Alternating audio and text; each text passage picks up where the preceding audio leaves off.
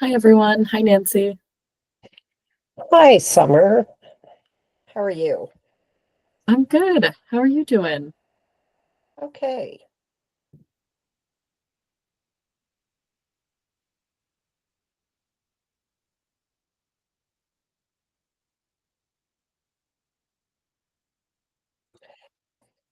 Hi, Dr. Lansing. Good to see you.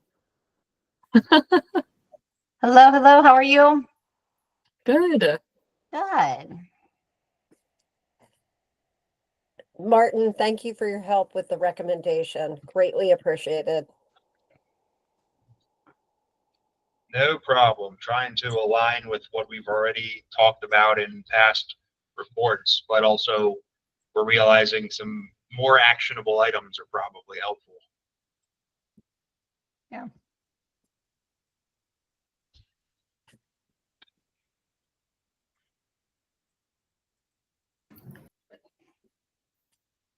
Well, Nancy and Dr. Lansing, for your awareness, we've got 5 recommendations. So if we want to spend about 40 minutes going through them, we'll have like 8 minutes for each. So I'll just be prepared to be kind of keeping time on that and giving folks like the 2-minute warning and such. Perfect. Cool. And I see we're at the top of the hour. Maybe we'll give it 1 minute for additional folks to join and then we'll jump in. Cool. Yeah, we got a lot to do. So. We Yep. do. We got a lot going on. And it's already been a long week. I know. It's only Thursday. We're actually going to Harper's Ferry this weekend, but it's supposed to rain this weekend, but it should be fun. So is that a fun, just a nice getaway trip? Yeah, mother-in-law's in town, and we were just trying to find some place we hadn't been before, and that's one of them.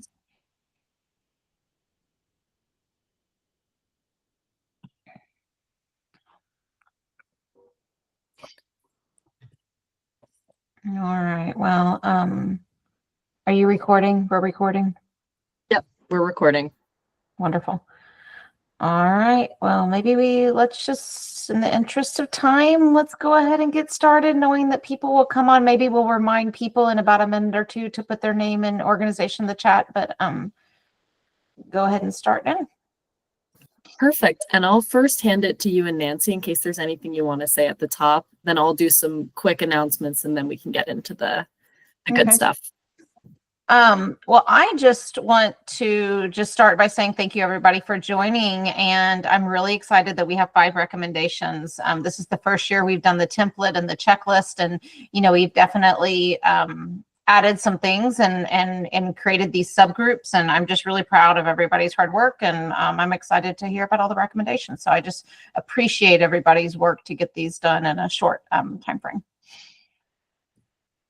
Yeah, and I would just echo Stephanie's comments and also say for those that joined late, thank you for joining this call, especially on a very long week with the end of the session and everything else that's going on. We really appreciate all of your work. And I know a lot of people aren't able to join today, but did provide feedback and input into the draft recommendations. So thank you. Well, great. Thank you both. With that, I think I've just got a couple. I'll take the roll call afterwards because this records the attendees and we're not voting today. But just a couple quick announcements for everyone's awareness. And I do want to make sure I flag these dates for people because I know we've had a couple calendar issues and thanks everyone for bearing with us through those. But our next FSRC meeting is somehow next week. Things have been flying by with everything that's been going on, like Nancy and Dr. Lansing said. So make sure you have that on your calendar next Thursday, April 17th. So that's 10 a.m. to noon. And that'll mostly be the session debrief talking about the various food system related bills that we've been tracking. And it'll be good to hear from CHHS and from each other on all of that, as well as the budget. Then we've got the next distribution and access committee meeting for those who like to join those as well a week after that. So that's Thursday, April 24th from 1 to 2:30. This group will meet again in 4 weeks. So that'll be May 8th. And then we've also got a communication and coordination committee meeting on Friday, May 9th. This is different than our usual weekly meetings that we've had during session. This will actually be a meeting that's intended for local food councils or those who are interested in establishing them, and anyone else who's free to join to share updates, collaborate, all that good stuff. And then finally, we have our last legislative session weekly update meeting this coming Monday. So that's the 14th.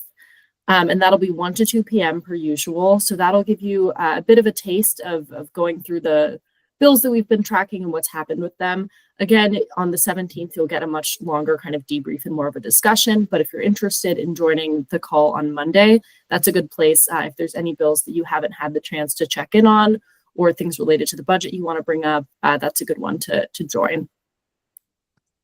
And with that, okay, never mind. There's one more thing. We're going to talk more about this at the end too, but this is, I think, the timeline we're all quite familiar with. We'll get into more detail on this at the end of the meeting when we talk about next steps. But as you all know, we're working toward getting these draft recommendations in a place that feels solid to share with MDEM. Obviously, you know, they've already been shared with me at MDEM, but the version that you want to go around to state agencies for feedback, we're aiming to have that ready by the end of the month. Just based on all the work that's happened in the last week or so, I feel like we're in fantastic shape. And then the rest of this timeline just flows from there in terms of when we're expecting to get state agency comments and feedback back and when the voting process will happen. And with that, we're going to move into discussing the draft recommendation templates from each of the ad hoc work groups. I was mentioning this at the very beginning of the call before some people joined. We have 4 ad hoc work groups. We have 5 recommendations to talk through, and we've got about 40 minutes we've set aside from that. Although if we can, use a couple extra minutes to go through it, we will. In the interest of trying to make sure we talk through everything, we're going to spend about 8 minutes on each one. I'll be keeping time and sort of moving us along as needed. A few things to think about when we're going through these. I'm going to call on each of the ad hoc work group leaders who should feel free to call on others to expand on points. But things to think about, will your recommendations be drafted by that date? I think the answer to all of that is probably yes for this group. Share a summary of the recommendation, and then anything where you're looking for further input or discussion. And assuming we have the time for it, we definitely encourage the attendees on this committee to ask questions and engage. And with that, I will take us into the first one that I've got here, which is the local food aggregation and institutional procurement one. So I will stop sharing that in favor of sharing the template doc. Give me 1 second to pull it up.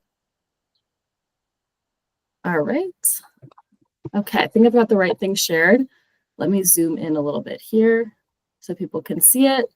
And I know Joe Malone has been leading this, and I think he is. Yep, I see you, Joe. So feel free to jump in and just tell me to scroll whenever you want me to scroll. And I'll definitely. So the recommendation that our work group is proposing based on our discussions and speakers to the group is to create a statewide guidance document to serve as a resource for both producers and also institutional buyers, with special considerations to the different types of institutional buyers and how there could be differences there. And to scroll down a little bit, please.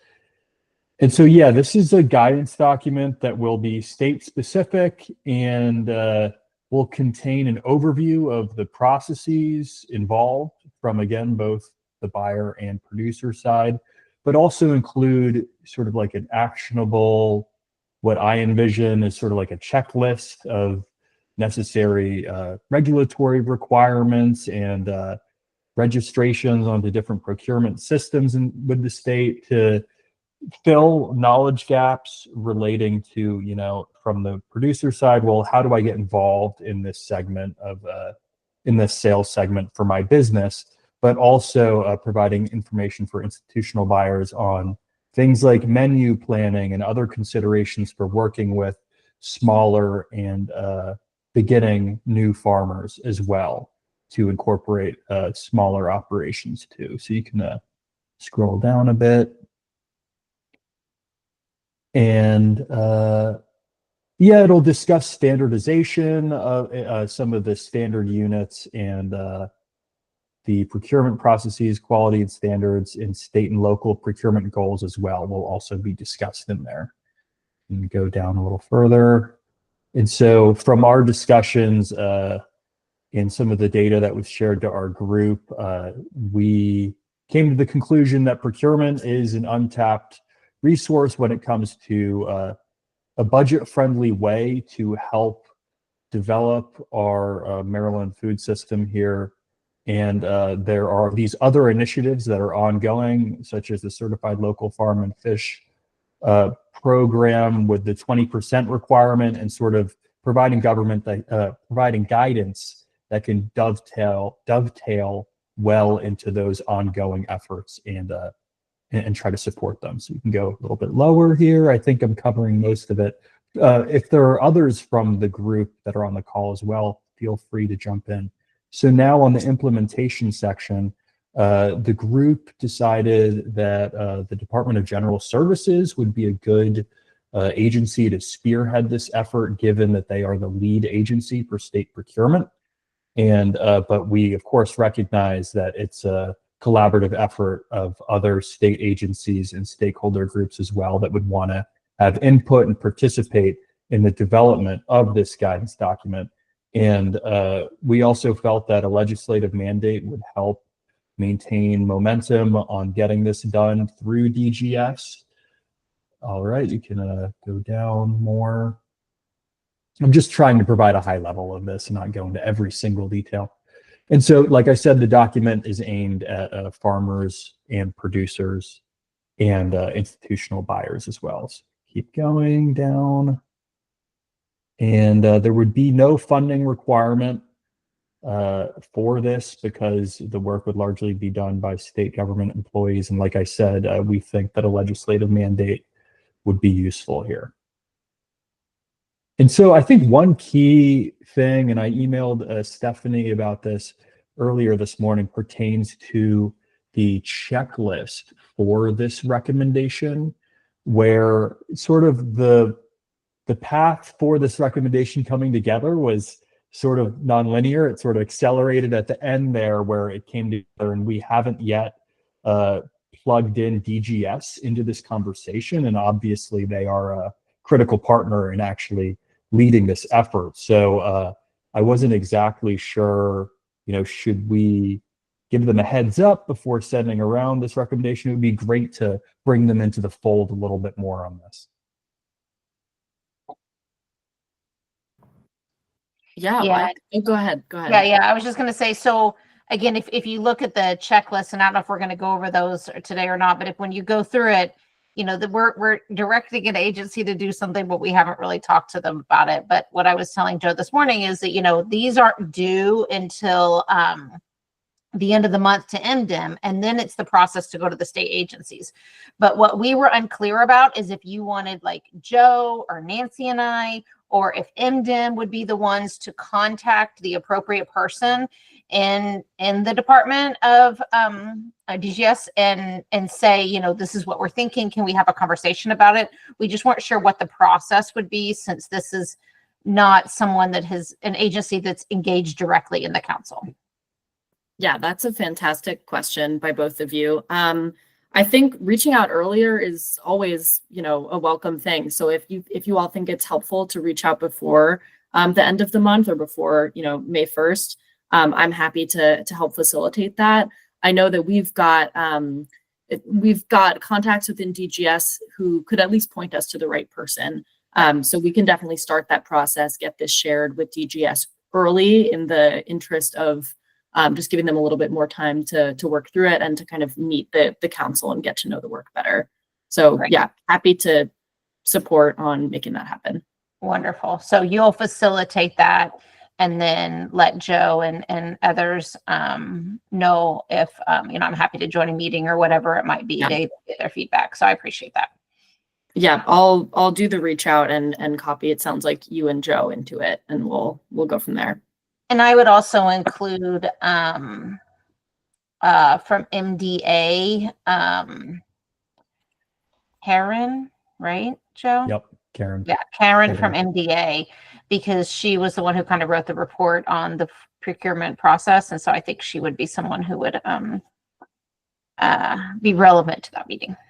Perfect. Yep. Perfect. And I'm just going to go back to, I think I'm on the checklist now. I'll go back to the recommendation template. Does anyone else on the line have any questions or comments on what Joe just shared? We have about 1 minute and 10 seconds if anyone has anything they'd like to ask or bring up.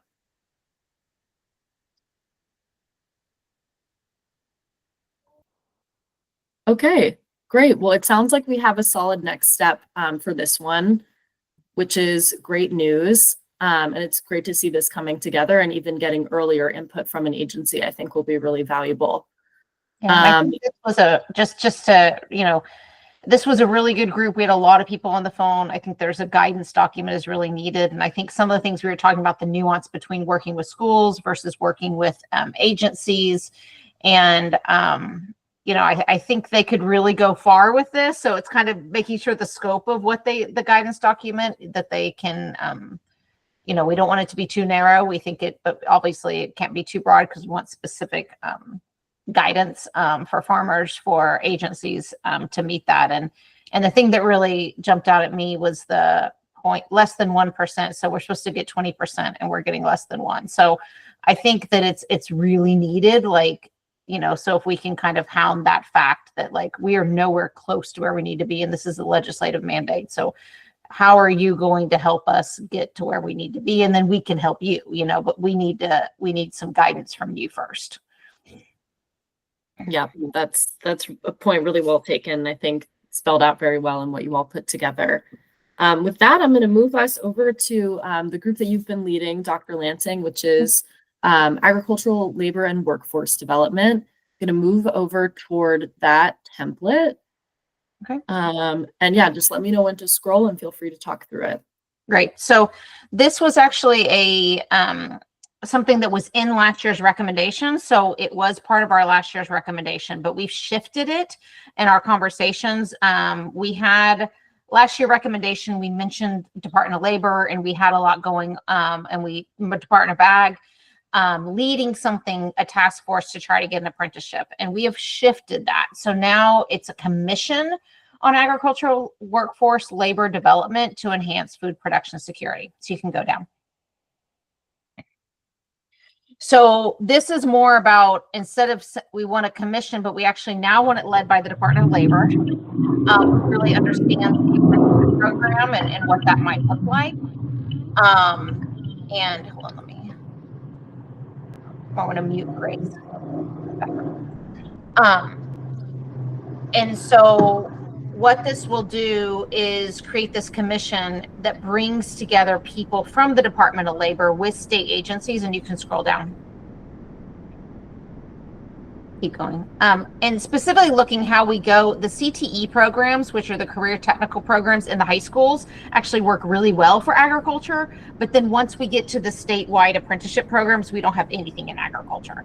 And so how can we think about making this workforce and actually having some of the people that might be in the CTE programs and go into a full apprenticeship program? And what are the avenues for that to happen? Keep going.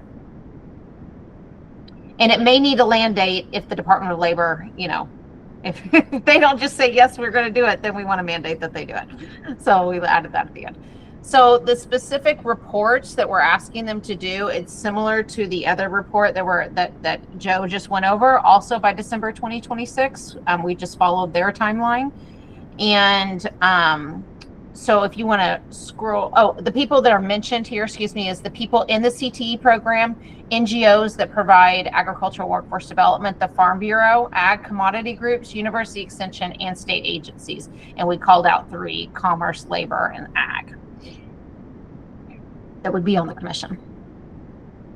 And then the specific details of the report is determining these pathways from CTE to Maryland, and also thinking about structuring it based on the compensation policy, because that is very different, and how we might think about compensation in agriculture, because the apprenticeship program is very much about fair wages, and it's paid by the agency or by the employer, and you can't play below minimum wage. That's the rule. So just thinking about how that applies to agriculture.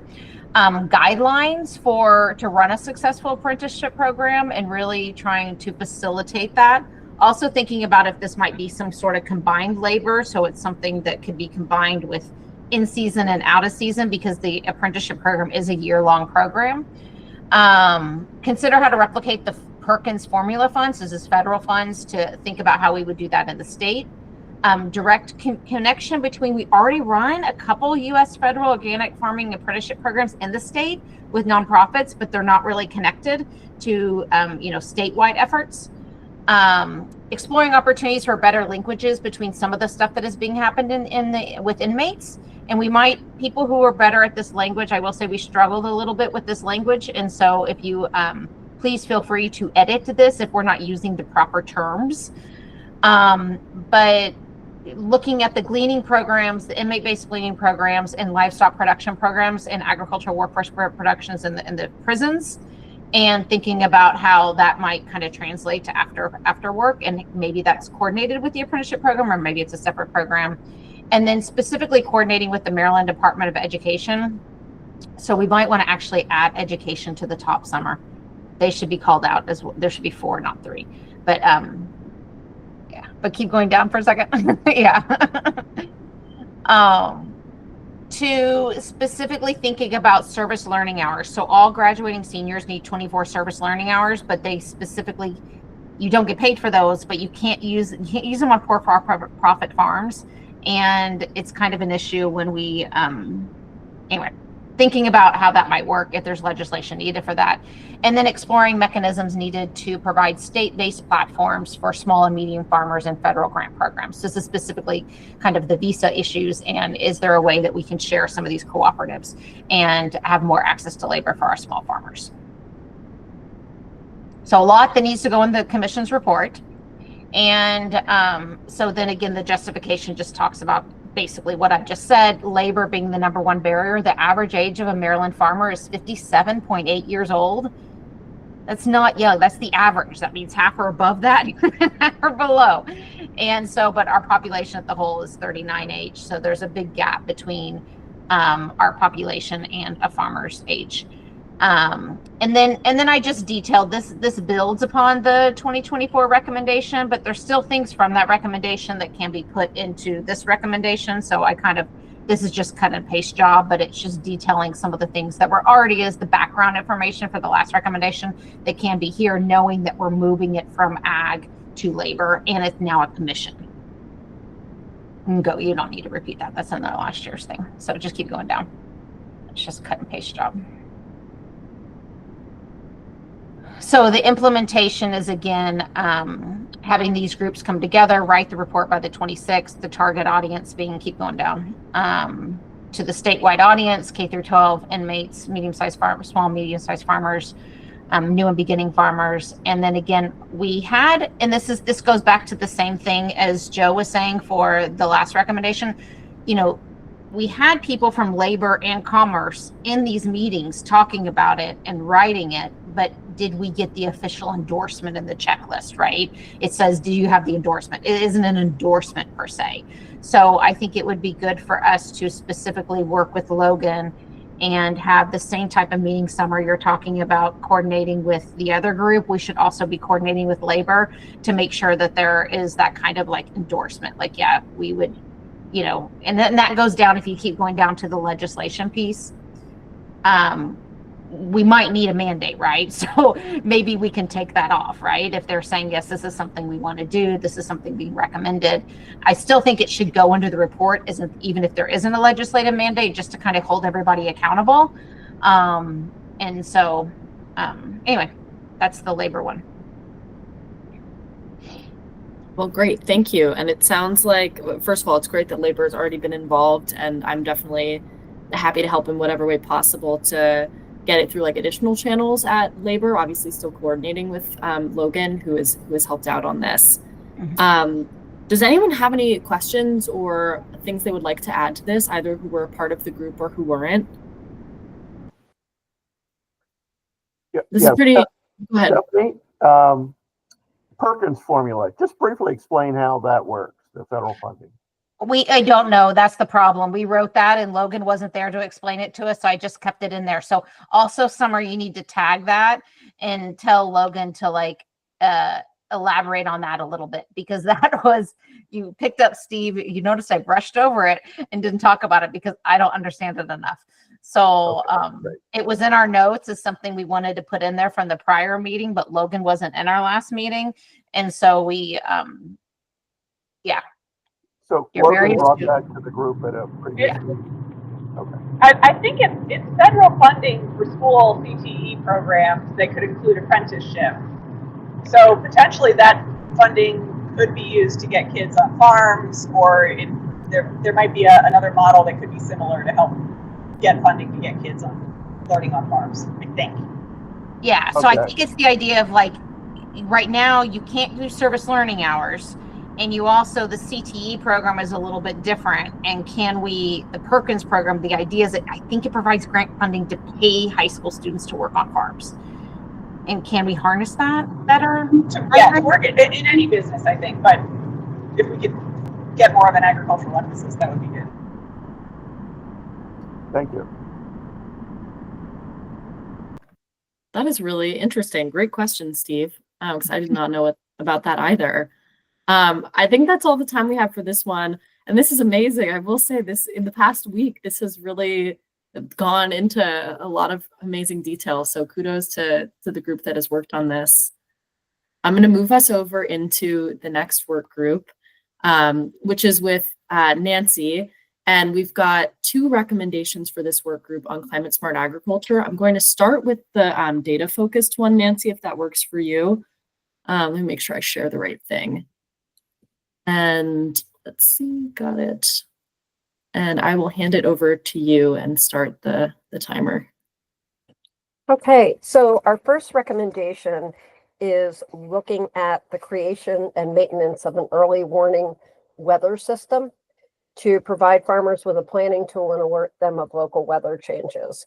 And this is actually an issue that we've heard both within the work group, but also one of the issues the Hughes Center, along with MDA, DNR, MDE, and farmers and extension and state researchers are creating the Climate Smart Ag Project for Maryland and sort of developing a path moving forward. And one thing we heard from farmers was, we have long-term predictions, there's modeling, but there isn't current data to tell us how to react to weather conditions at the moment. So if you want to go down, if you want to scroll down, Summer. So as we were looking at this, we realized that MDEM, so hopefully Summer, you can help us get the agency's buy-in. No pressure there. MDEM has developed a Mesonet system, which is capable of collecting that data, and they've actually expanded the system so that there's now about 70 sites throughout the state. And they're doing that in connection with the University of Maryland. And the goal of this is to ensure or help disseminate that information to farmers, have farmers become more aware of this resource, and also work closely with local governments to put this into their emergency planning of how they are interacting with their citizens and with their ag communities. So if you want to keep scrolling down, we also are hoping that the current Mesonet system will help with the development of the state's resiliency plan, which Mike and Summer, I think, are probably taking the leads on at MDEM. So this would really be a huge resource, and it's a resource that would also be helpful to farmers as they develop the future plans for their farms. Keep going, that's fine. So I don't think there's, any anyone here that is surprised that weather conditions and events are continuing to change in Maryland and intensify. We've all witnessed what's occurred throughout the country, where the ag community isn't always prepared or had the opportunity to be prepared for what they're facing. And so we really do think that this could help preparation as well as reacting to a weather event when it occurs. And if you can keep scrolling. The implementation. Currently, this project is a collaborative project between MDEM and the University of Maryland. There's also the opportunity for it to expand with other institutions. So we see growth here, and anything that would stop this, the implementation of this recommendation, could be challenged by current budget and personnel restraints. Target audience, as I said earlier, would be the farming community, but it's also local communities, and it would help with the planning department's planning, where structures or where they might do development, and would just also help them with their food security plans. Stakeholder participation, we're heavy on this one for this recommendation. As part of the Climate Smart Ag project, we actually conducted a statewide survey and held statewide listening sessions, in addition to talking to leaders with the different ag organizations. And everyone pretty much cited the need for more local level data when it came to preparing for weather. And then if you'll continue, funding, as I said, funding would be needed. I don't know and this is one of the areas that our work group needs to explore. We need to determine what the cost of maintaining and potentially growing this system is, as well as providing outreach efforts to educate the agriculture community about the system's existence and using it. And legislation, is legislation required? No. And we have talked to the agency. So they are aware that they were named in this. And we've also talked to University of Maryland about it.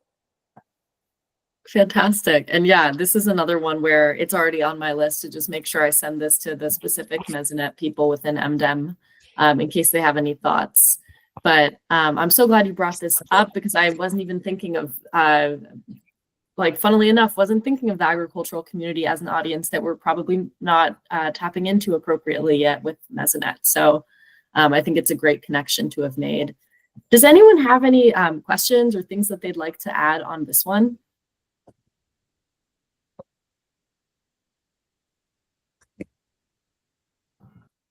Okay. In that case, I'm going to move us to the next one for the Climate Smart Ag Ad Hoc Work Group and pass it back to you, Nancy. Let me make sure I've got the right thing up. I think I do. And just let me know when to scroll. Okay, so this one, the recommendation is to develop a collaborative approach to resource sharing. And this was another constant request by the ag community as we conducted the survey and the different listening sessions. There is information on climate change impact and weather conditions impact on the ag operations. However, as we all know, trying to find information of that nature, you can spend days looking for the various sites, the various funding opportunities for funding sources to address it. So this actually would be asking for a one-stop shop located, and it would be a collaborative, it also sort of addresses our desire to see less silo approaches and more collaboration amongst state agencies and organizations to address the ag community's needs. So if you keep scrolling, this recommendation would propose a one-stop shop where research, as well as funding, as well as examples of best management practices and pilot projects would be located, so that a farmer could look at that one site and find the information. We think it would be a great opportunity for both farmers as well as technical service providers who often know what's occurring within their own location, but not necessarily outside of their location. We think Maryland Department of Agriculture would be a possible site for this resource, and probably the best site, as they're one of the trusted voices. And I will say, Hans Schmidt serves on the Climate Smart Project. So this will come as no surprise to him that this names the Department of Ag as the best resource, best site for it. Again, legislation is not required. Funding would be needed.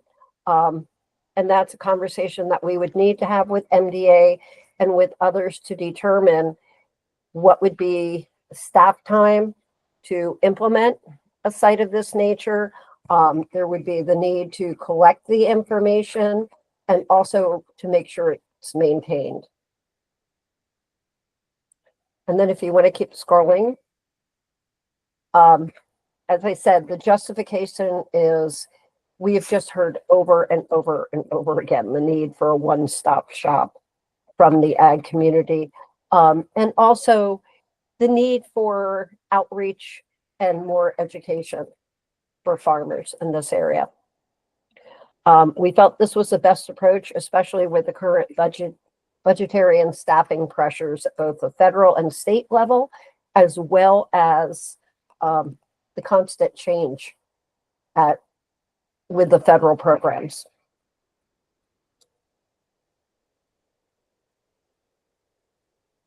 And the rest of it just involves the implementation, the target audience, which could have a broad target audience.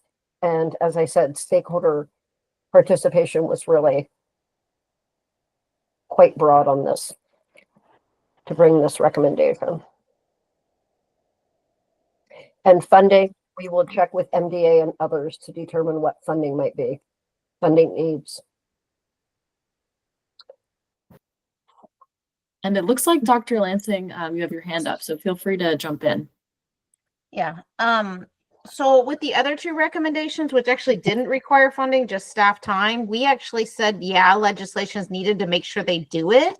With this one, since funding is required and we want MDA to do it, would it be in line with some of the other recommendations that say, you know, this could be done by the Department of Agriculture internally, or legislation could be passed that includes a funding line to ensure that this happens, something like that? I'm wondering if that's a better, it would be more in line with the other ones that saying, you know, that these departments could do it on their own, or there could be legislation to mandate it with, in this one would say with funding involved in that. I'm fine with that. And I think the other one too, did the other one say there was a legislation or not? I forgot now already. The other one did not say that there was legislation. Now, Summer, I don't know if there was legislation required or already requires MDEM to develop the resiliency plan.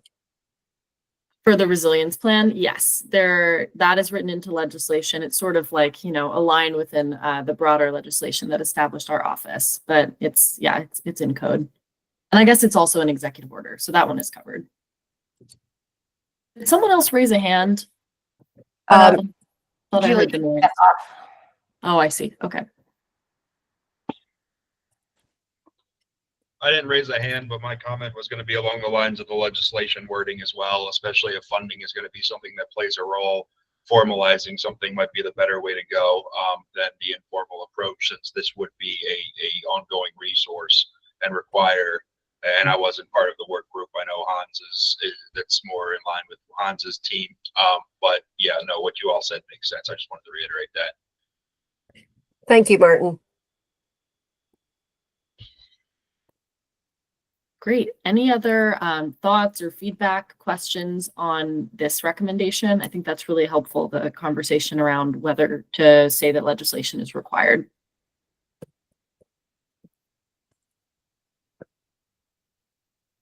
Okay, well, great. Then I think we're on to our final recommendation for today to go through, which will be on zoning and regulatory barriers for agricultural producers.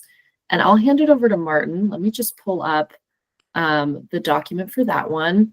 And Martin, I just took the piece that you sent to me and kind of split it up across a few sections of the document, so I can scroll through and just let you speak to it. Thank you, Summer. I appreciate that. Yes, I sent a half-baked recommendation because I was on the road. I'm just now sitting at the computer for the first time this week. So thank you for throwing that in there, and we can fine-tune that as best we can. So for the work group specific to the hurdles and regulatory issues facing agricultural producers, obviously this is a concept that has had many faces over the past couple of reports. For the first few reports, the idea of it lived in the parking lot, and then it broke up into a couple different proposals that required funding. And of course, it was already alluded to what the environment looks like in that regard, as far as asking for financial support in some of these initiatives. The last time the report made a recommendation in these regards, it basically directed the Maryland Ag Commission to take a look at some of these, which is absolutely something that falls under the scope of the Ag Commission. It's something they're planning to do.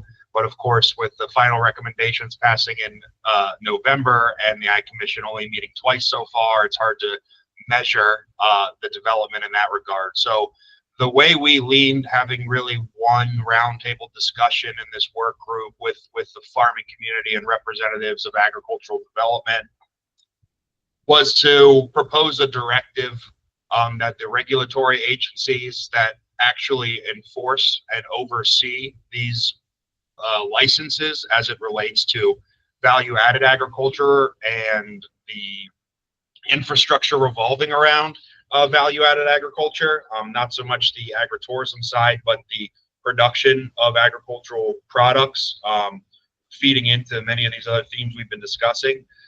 We worded it in a way that basically gave MDE and MDH the directive to reassess and reevaluate the current licensing structure for agricultural enterprises. If we're recognizing agriculture and value-added agriculture as an industry that needs growth, we have a very hard time gauging its growth when it comes to licensing, because there's really not many licenses out there, especially as it relates to food processing under the purview of the health department, that are specific to agriculture.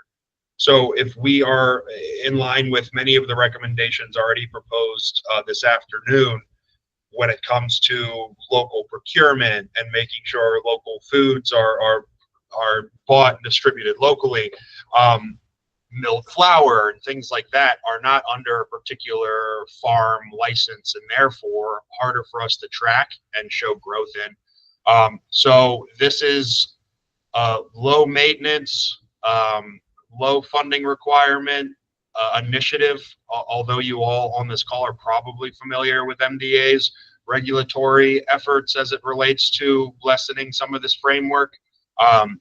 We thought it might be a good complement to those efforts if the FSRC recommendation as it related to these challenges was more so a direct ask that these agencies themselves reassess how they're regulating it. Because MDA has led a lot of discussions, there's been work groups, there are ongoing discussions, but there's not been any formal directive that those regulatory entities themselves take an inward look and make some efficiency calls as it relates to how they're regulating the enterprises that are expanding within this industry. So I think I kind of covered it in very short version, but what we did for the justification was, of course, just alluding to the complications of how things are licensed. And we think that in this instance, something formal would be great, whether or not it is a legislative action or not. It helps when it's a top-down request to be more business friendly. So we did say, yes, legislative action would be required, and we can fine tune what that might look like. We don't think funding would be required. I would expect that to maybe be challenged a bit, because every time our regulatory partners get asked to take a look at something, there seems to be a need to expand and add some funding. But this is just looking and assessing existing processes and licenses. So for this step and for this actionable item, we don't foresee there being funding required. Did I run through it, Summer? Is there a last page? No, I think you hit everything. And thank you. Yeah, you started out by apologizing, but that's ridiculous because there's never any need to apologize for stepping up and being voluntold and then doing a great job of putting together the recommendation. So thank you. Does anyone have any questions or things that they want to add to, or, put on the table for what Martin just discussed? I really like there seems to be some common themes across these recommendations, and I feel like they tell a really good story altogether. But I'm curious if folks have any questions or comments for Martin and this group. Martin, does this have, I'm assuming you're skirting the issue of the zoning, the tax laws with value-added agriculture that's been in front of the legislator every year for 5 years and has never gotten passed? So as it relates to tax assessment, there actually hasn't technically been a sponsored bill. I won't speak to last year. I don't think there was even one last year. If it was Okay. withdrawn very quickly. That might have been the Yeah. tier one. This year there was none. That is one of those matters that has been mutually agreed to be discussed as a regulatory fix rather than a statutory fix. So there have been conversations. The speed at which that's happening, I can't speak to, but that's one of those things I think that kind of fell out of our recommendation because it is kind of now agency to agency. And that was not tied into this. So this is tied specifically to the licensing and getting approved and compliant with state law to engage in this agricultural value-added agricultural processes that have proven overcomplicated. I mean, I can go on and on about anecdotes and cases, and we are working on some of that with our statewide guidance document efforts. But this is more so the regulatory framework, not to include the property tax value. That's I don't foresee that being a legislative action. I foresee that being a regulatory action. Obviously, with the current budget situation, I think maybe it's slowed down a little bit.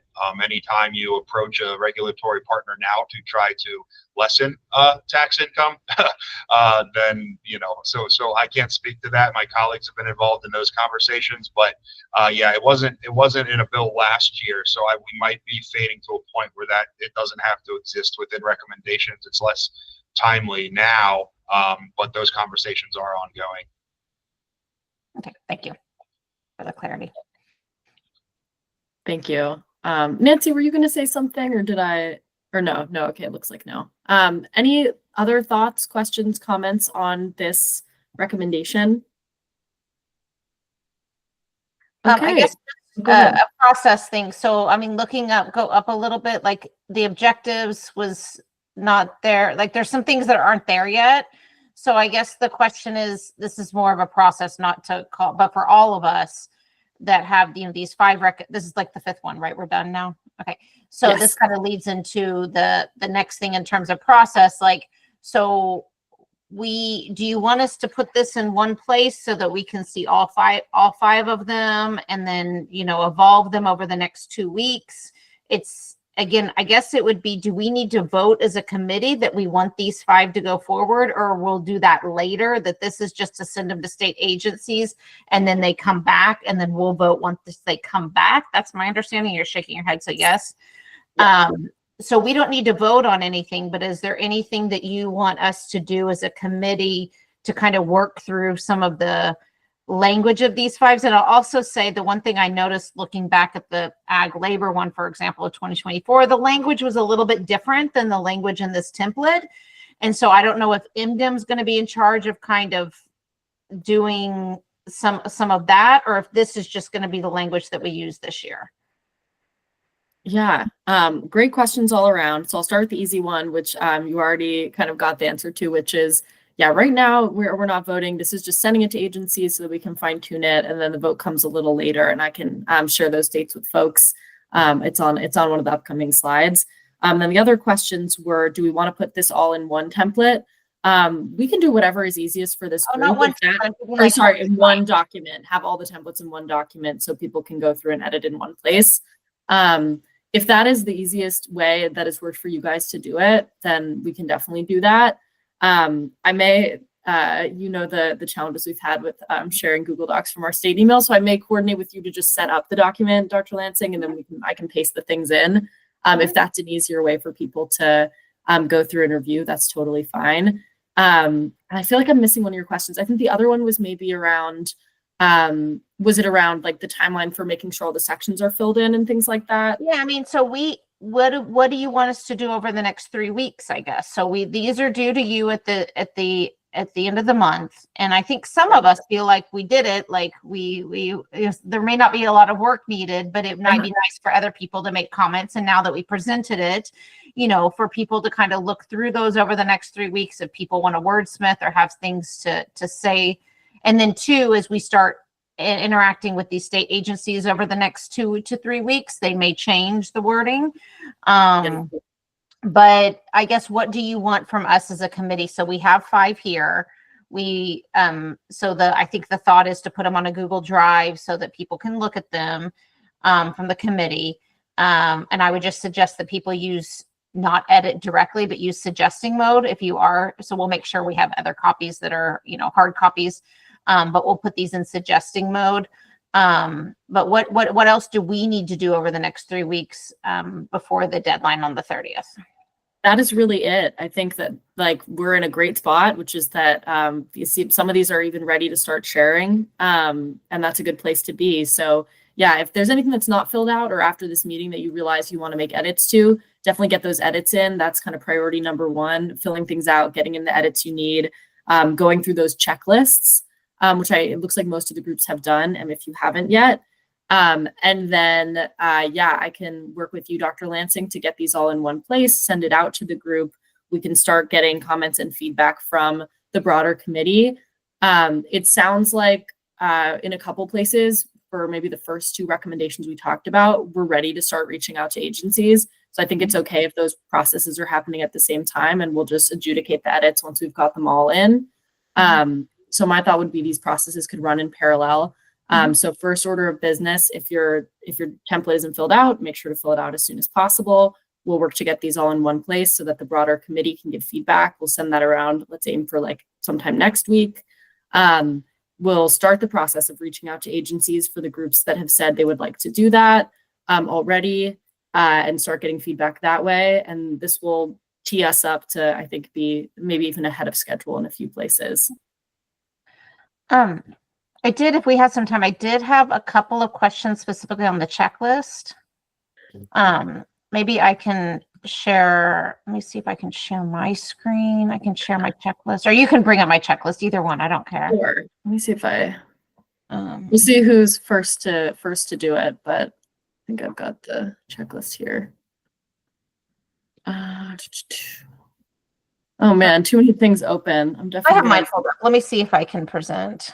Let's see if I can do this myself. I think I've got it. Hang on. Yep, Okay.